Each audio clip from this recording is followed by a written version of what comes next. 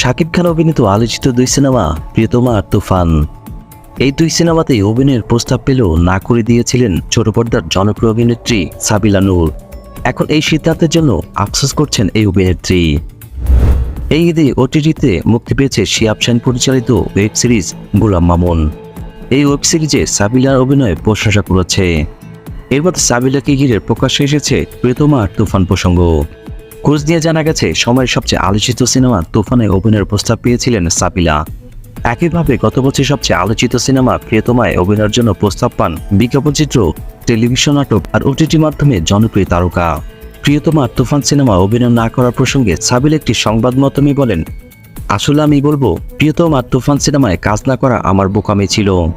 এখন তা বুঝতে পারছি, কারণ প্রিয়তমা ব্লকবাস্টার ছিল, তুফান তো এখন তুফান বইয়ে দিচ্ছে সিনেমা হলে।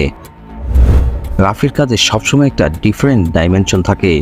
সবচেয়ে বড় কথা হলো সুপারস্টার সাকিব খান আছেন এখানে।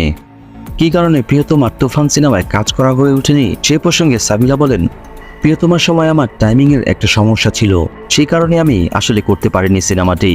তুফান নিয়ে বেশি কিছু বলতে চাই না। এই সিনেমাটা এখন এত ভালো সাড়া পাচ্ছে, যারা কাজ করছে সবাই এত দুর্দান্ত অভিনয় করেছে। আমি বলবো তুফান না করতে পারাটা আমারই লস হয়েছে। তুফান সিনেমাটা করতে পারলে আমার জন্য অনেক ভালো হতো, আমার ক্যারিয়ারের জন্য দারুণ কিছু হতো। আমার মনে হয় ভবিষ্যৎ নিয়ে ভাববো এখন। নতুন খবর হলো শাকিব খানের বিপরীতে নায়িকা হওয়ার প্রস্তাব আবারও পেয়েছে সাবিলা নূর।